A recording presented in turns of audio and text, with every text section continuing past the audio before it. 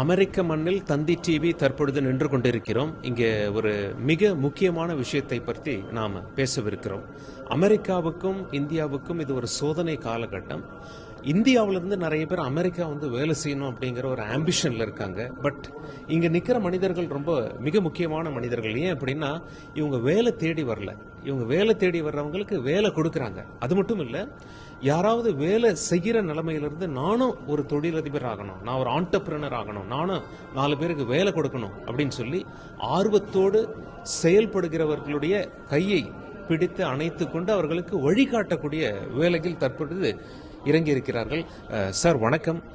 அமெரிக்க மண்ணில் அதுவும் Washington DC பக்கத்தில் உங்களை சந்திப்பதில் மிக்க மகிழ்ச்சி. உங்களை இன்ட்ரோடியூஸ் பண்ணிக்கோங்க. உங்களுடைய கூட்டமைப்பின் முக்கியத்துவம் பற்றி எங்களுக்கு சொல்லுங்க. ஓகே, நான் என் பேர் ஸ்ரீனிவாசன் ராதாகிருஷ்ணன். அரூபா இன்க் அப்படிங்கிற ஒரு கம்பெனி ரன் பண்ணிட்டு இருக்கேன்.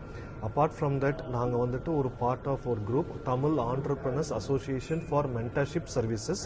நாங்கள் டீம்ஸ் குளோபல் அப்படின்னு சொல்கிறோம் இந்த குரூப்புக்கு பேர். நம்ம யுவா அவர் ஃபவுண்டர். நாங்கள் இப்போ கரண்ட் லீடர்ஷிப். நாங்கள் என்ன பண்ணுறோம் அப்படின்னா, we bring all entrepreneurs together in அமெரிக்காவில், இந்தியாவில். ஸோ இந்த மாதிரி நம்ம தமிழ்நாட்டிலிருந்து எல்லாரும் ஒரு மென்டர்ஷிப் சர்வீசஸ் ப்ரொவைட் பண்ணுறோம். யாராவது ஒரு கம்பெனி தொடங்கணும் அப்படின்னா அவங்களுக்கு தேவையான சப்போர்ட் சிஸ்டம், அவங்கள ஹேண்ட் ஹோல்டு பண்ணி அவங்களுக்கு தேவையான எல்லா நாலேஜும் நாங்கள் கொடுக்குறோம். ஸோ அதுதான் எங்களோட ஓன் குரூப்போட மோட்டிவ். ஓகே ஓகே சார், இப்போ மார்க்கெட்டுடைய ட்ரெண்ட் எப்படி இருக்கு? நம்ம தமிழ்நாட்டிலேருந்து இங்கே நிறைய பேர் வேலை செய்யணும்னு ஆசைப்படுறாங்க. பட் இங்கே எஸ்டாப்ளிஷ் பண்ணவங்க, எஸ்பெஷலி இப்போ நீங்கள் ஒரு தொழில் தொடங்கி நிறைய பேருக்கு வேலை கொடுக்குறீங்க. மார்க்கெட்டு ட்ரெண்டை பற்றி சொல்லுங்கள், லேட்டஸ்ட். ஸோ மார்க்கெட் ரொம்ப அழகாக எவால்வ் ஆகிக்கிட்டு இருக்குதுங்க. இப்போ எல்லாமே ஏஐ பேஸ்டாக போயிட்டு இருக்குது. ஏஐயில் நிறைய ஆப்பர்ச்சுனிட்டிஸ் வருது. எதெல்லாம் ரிப்பீட்டேட்டிவ் டாஸ்க் பண்ணுறாங்களோ அதெல்லாம் ஏஐ ரீப்ளேஸ் பண்ணிகிட்டு இருக்கு. எல்லாரும் ஏஐ யூஸ் பண்ண கற்றுக்கணும். ஓகே. ஸோ ஃபியூச்சரில் ஏஐ பேஸ் பண்ணி ரொம்ப ஆப்பர்ச்சுனிட்டிஸ் நமக்கு வரப்போகுது. ஓகே ஓகே சார், ஏஐயால் வேலை போகுமா அப்படிங்கிற ஒரு பயத்தில் இருக்கவங்களுக்கு நீங்கள் ஆப்பர்ச்சுனிட்டிங்கிற ஒரு வேர்டு யூஸ் பண்ணியிருக்கீங்க. ஸோ ஏஐ ஒரு வரமா அல்லது சாபமா?